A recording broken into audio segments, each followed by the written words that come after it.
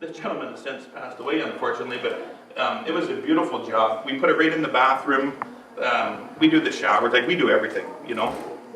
So it was just amazing. We did the restoration, the trim. We did everything here, and he was super happy. It looks like $1 million. It really does. So there's so much wood out there that's, you know, that's engineered wood, especially, that's not so great. That may be a little, you know, inferior in my opinion. And this definitely isn't. This is a lot better product. The only issue you have with these products also, but they have a fix for that, is that when you go to put these products in, and you're tearing out carpet or hardwood, and that's typically what you're tearing out, you have a problem around the door jambs, casings, trims, they're all up high. Okay, so all the LVPs and all the cork, like because they're a thin product, it's hard to pick up that gap. So you can put plywood in, and plywood, it costs you what, probably $3 a square foot installed, or you can buy the cork underlayment. So it comes in 5 mil, was it 3 mil? 2.5, 4, and 6. Something like that. There we go. So it has different thicknesses that you can use. It just goes down as you're installing, and it bumps the product up, so you don't have to adjust any trims or put up plywood or anything like that. And it's quite a bit cheaper. So you'd probably be at the most maybe $1.50 a foot installed, I would think, somewhere there, as opposed to $3 or $3 plus. So that's sort of it sort of fixed that problem. Otherwise, you're trying to biscuit in. Would that significantly raise your sound control? Like would I would think, yeah.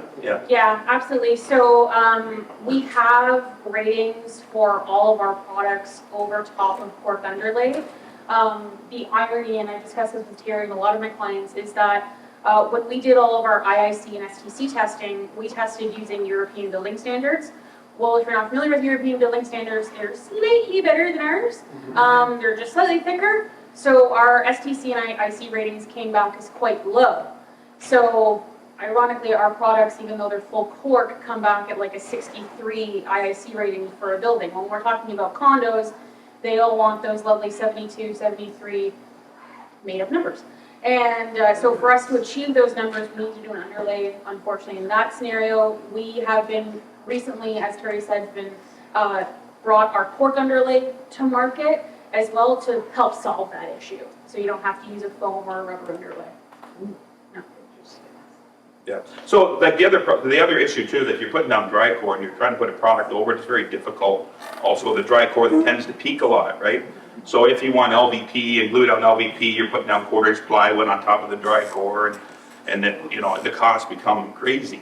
So therefore, you can go with a lot better product without all the other nonsense, and life's good.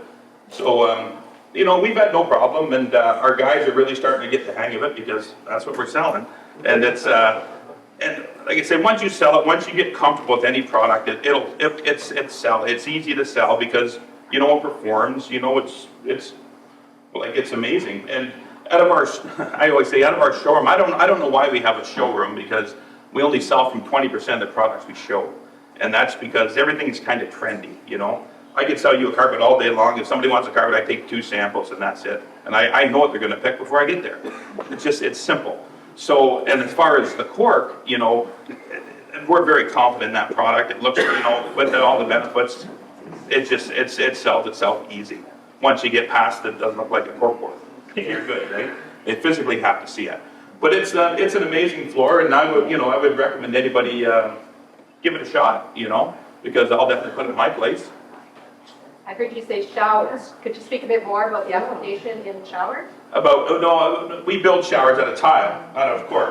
Okay, but we do all that. We build showers every day, like the walk-in showers, and we put, in this instance here, I don't know if there's a photo of it, but we put the cork right in the bathroom. You're supposed to glue it in the bathroom, I believe, is what the application calls for. We don't do everything we're told, but you know, we've been doing this long enough. We get it figured out. I told Terry not to call me. Yeah. But sorry, just to speak on that as well, we have and are in the midst of doing some testing with some cork products in showers. So once I have some more on that, I can report that. Because inherently cork is waterproof.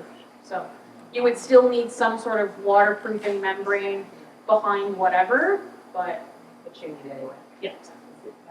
Would it be similar to the application that they're using the device for the cladding? I mean, it's an exterior product. Yeah, that's slightly different because that's a pre-burnt cork that we apply to the exterior of the building. But yeah, so for us, that's not as aesthetically pleasing as, you know, this is for a lot of people. So we have to try to work out what makes the most sense, but yeah. I saw another hand here somewhere. I hope this isn't one of those questions that I should have asked. There's no such thing. And I've seen this happen in the industry. The lifetime warranty, does it have to be professionally installed to get that warranty, or can a homeowner install it and still get their lifetime warranty? Great question, and Terry can definitely speak to installation warranties versus product warranties. Yeah. For us, no, it does not have to be professionally installed to maintain a product warranty. Okay, that's a good selling point. Yeah, there's no professional that has a license at all that can argue Oh, with well, that. there you So, go. you know, I don't know. Yeah, like as long as it's done properly. People But like, you know, some Yeah. industries require that to get that. right, that's right. And what some people try to do when they're installing product, they're used to the vinyls and they'll get tapping blocks and they'll hammer the Jesus out of it trying to get stuff in, and it just bends it all to pieces. It just, every product is a certain particular way to put it in. Once you figure it out, it's great. And if somebody wants to install their own that have purchased from us, I always send them the video. There's a YouTube video. Excellent. And So to do it it, yeah, yourself and it's type a, product. and please don't get out the biggest hammer you can find if it doesn't work, something's wrong, you know? Okay, Yeah. user friendly. The irony of this, and we've come across this quite a bit, as Terry spoke earlier about installers not being super keen on it right out of the gate, it's because it's a 2G product versus a 5G product. The irony is that because DIYers have no preconceived notions with products and how to install them, they tend to have an easier time of doing it than professional installers do, who have been installing for 30 years and know exactly what they're talking about, and I know everything, so. A lot of installers also, they install by the square foot, right? So the quicker they get in, the quicker they get out. That's the game. But we're kind of fortunate, in our case, we employ everybody out of our store, almost everybody, okay? So therefore, they drive our vehicles, they're paid very well, and they're not pushed for time. The thing is, do a good job, that's it. We don't advertise. Anybody that advertises, I send them out the door. I'm not interested. We just want to go do a good job, and they'll tell everybody, and we've been successful that way. You know, I'm not. I always tell the advertising people they hate coming to me because I always say the only person wins today is you. And they go, why is that? And I said, because I have to give you a check, and I'm not doing it. So we're going to go do a good job. We don't have to. We'll let that speak for itself and carry on that way. We're not going to get every job, but we have enough that we can handle. You know what I mean? And we don't want to overpromise, underdeliver. So the other thing about the cork that I will mention that we spar back and forth because the product's waterproof, and I had a hard time beating this into me, and I still haven't accepted it. But the fact is that when you do new construction, they say that the product, don't pin it down, okay? And I'm probably not supposed to say this, but they say don't pin it down, and I'm saying, well, what's the difference? What's the difference? So don't put it under the cabinets, don't put it under the islands, but a fridge sits on it, sofa sits on it, china cabinet sits on it. What's the difference? It's waterproof. It can't absorb moisture, right? So we kind of come to an agreement maybe that when you do put it in the kitchen area, some kitchens today, they have those legs, those plastic legs. All you have to do is line the kitchen up and you drill a hole where that leg is, and then the floor can still move. There's nothing worse than going around a cabinetry and trying to trim it out, and I'm not into that nonsense. I know it's got to look good when it's done. We're not in there trying to, or what if you want to move the island sometime? Now you've got it all cut around your island. It doesn't make sense to me. You know, I think common sense prevails in most cases throughout life, but so that's how I prefer to do it. You know, that's how I prefer to do it. I don't like to cut around things, but that's a good way to get around that, is just cut that, get a hole sawn where the legs are, and you're golden. And the other thing is, what's the distance for cork? You can lay it, was it 80 feet without a transition, without a T-mold? 60 linear feet in any one direction, so 35 Yeah. square feet. Yeah, so that's incredible too. There's nothing worse than walk into a house, new or whatever the case may be, and having all these T-bolts and toe stubbers all over the place. You know, step it through the doors, make a nice, neat job. And good installers, they'll do that. One's installers, everybody's installers, some aren't so great. and they want to put T-molds everywhere because they don't know how to do that. You know, they can't walk through the doors, they can't do a nice job. And that's what's nice about the cork is you can just lay it from here to the neighbors, it's fine, you'll be okay, you know what I mean? But, so it's been really good for us, we're really happy to be part of the program. It's been successful, it sells easy, I don't know, we sold a lot, I guess, haven't we? But we sold 1,200 feet on Friday night, and it just sells, it's because you believe in it, it's easy, and you tell the benefits, and it walks out itself. So that's simple. Is there something else? Oh, questions? Yeah. How would you install it over a basement slab? Basement slab, yeah, we have to put down 6 mil poly, has to go up the walls, there's a video on that too. Has to go up, the poly goes up the walls a bit under the baseboard and gets installed on the 6 mil poly. Yeah. That shower application, I'm interested in that. So if you have a sloped shower going to the drain, and you have all these strips going in, how do you keep the water from going inside those strips? Like, is there a complete membrane that you have? Do you mean like in a curbless shower situation? Yeah, And are you talking about putting the cork in the base of the shower? yes. Okay, so, yeah, we're not quite there yet. We're right now testing the cork application for the walls of the shower, not necessarily the floor, but you are fine to use the cork in the floor section of your bathroom, 100%. Yeah. You said that cork is waterproof.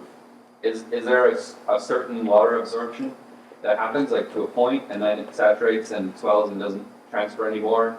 Like, I'm just thinking about wine bottles, and you pull out a cork and the tip's red, and it progressively gets less red, presumably because there's some like absorption of like some of that wine. So yes, this is a bit of a misnomer. So the marking you're seeing on your wine bottle isn't from absorption, it's from staining. So the cork itself is actually being stained by the wine, not from absorbing it. And so like when you pull out that wine stopper out of the bottle and you can't shove it back in, it's not because it's absorbed. No, yeah, it moisture. expands. Yeah, it's expanded back to its natural state. So cork doesn't absorb anything. It doesn't want to absorb anything. And it's naturally antimicrobial as well. But when you trap like vapor with it that's coming from a concrete, then it will grow mold and mildew. But you could like have a cork vessel and like pour it full of water, and it wouldn't go down from absorption. No. So and I have photos, I didn't end up putting them on a PowerPoint, because why would I? Of our products sitting in water vats in Portugal right now. They've been sitting in those vats for 7 months. And the product has made no deflection, no movement or anything like that. And conversely, the water hasn't moved either. So, yeah. Cool. Any questions for you? Quick one. I'm actually using your product in the kitchen renovation right now, so it's beautiful, Inspire. And the similar scenarios came up where we were going to be doing the floating floor. Contractor had concerns about the weight of appliances, so like the fridge and everything, and sort of opted to do a glue down installation due to that. Is that the right choice in that situation when you've got the weight of appliances? I wouldn't, but they Same can. logic would. Yeah, I wouldn't do that, but they can, you know, everybody has their own way, right? Yeah. But I wouldn't, definitely. It sort of depends. So as Terry said, with the relief cuts around the feet of the cabinetry, Yeah. that is 100% the correct way to do it. Or if you want to do relief cuts, you can do that as well. We're never concerned about appliances on top of our products. Ironically, I had a client call me last week, 2 weeks ago. Time smells together. And she was freaking out because her contractor left her brand new fridge on top of her brand new cork floor, and they moved it, and lo and behold, there were 4 divots in the floor. And she's calling me, and I'm like, what am I gonna do? I have to replace the boards. No, I said, calm down, call me in 3 days. So sure enough, she called me in 3 days. Oh my God, the divots are gone. It's because cork wants to go back to its natural state, so the divots will come back right out. It may take a couple of days, it may take a couple of hours, but yeah, we're never concerned about heavy appliances. Okay, so Yeah. the floating installation, that still wouldn't be an issue? No. Okay. If it was, you could always address it later, right? But I Yeah, wouldn't think it would be. yeah, I think his concern was longevity and like Yeah. But the Cork also has a 10-year commercial rating, right? Yep, 10-year heavy commercial. Yeah, 10-year heavy commercial, and the reason for the weight on, you're sparring this all forever, but they say it's not because of moisture, it's because of the heat that causes the cork to expand. Is that correct? Yes. But it had to be extreme heat. Is that correct? Yeah, so, Okay. yeah, what Terry's So, talking as long as you're not about. living in the sauna, we're good. Yes, what Terry's talking about is, depending on how you want to look at it, cork either loves or hates heat. When you heat up cork, it wants to expand, right? So we recommend a glutathione application in places that are going to get high heat. Now, I know what you're thinking is, oh, well, I have, a heat regulator in my home. My house is fine. That's all we're talking about. We're talking about large windowed areas where the sun is streaming in midday and cooking that floor to over 40 degrees. When that happens, your client's going to call you, oh my God, my floor is heating. And then you call them back and goes, don't worry about it, we'll go back down at 4 o'clock in the afternoon. Cork will go back to its natural state, but again, we're trying to mitigate that by gluing that product down. So on that note, is there any issues with hydronic floors? Nope, great question. So all of our products are approved to go over both water-based and electric-based radiant heat. It is the perfect floor to go over radiant heat. I know I sound like a salesperson when I say that, but it is true, and it's because one of the benefits of cork is that it's a natural thermal insulator. So what it's doing with the heated floor is it's just holding the heat for you. So for your end user, your homeowner, whomever, they don't have to have their heat on as high or as long to benefit from a heated floor. The only caveat, if you want to call it that, is if you're using your hydronic heat system or your electric heat system to heat your whole home as your heat source. It's important to note that when the floor is installed and you start to crank up your heat, it will take longer to get the ambient temperature up in the space than, let's say, if you used tile, right? Because again, that cork is holding the heat, so it's releasing the heat capture slower, which means it's maintaining the temperature longer once it gets there. But just know that it may be a little bit chillier for a little bit initially.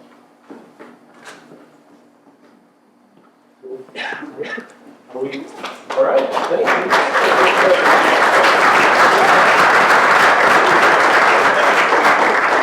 My father-in-law installed cork a number of years ago, so it's not, but we would do it again, for sure. Yeah. And now we know that we would get all the problems that we had with it, which aren't very many. We would not have, because the end click would, that would solve any of the problems. It's all, Yeah. yeah. Anyway. And now you know where you get it. Yes, exactly. Yeah, there we go. Okay, all right. So, once again, I want to thank our gold sponsors, Realico, Sage Restoration, and Stone's Throw Design. And are we going to do all of them? Okay, because because we're considering the raffle, the real. Okay, so we're gonna read the whole list. So our silver bale sponsors are Sustainable. It's our Sustainable Architecture and Building Design Bill. Thanks, Kurt. There he is, right there. And our bronze bale sponsors: Strawworks, Shed, 475, Builders for Climate Action, Unity, Veta, Wickenders Wise, Building Alternatives, and Evolve Builders. Yay!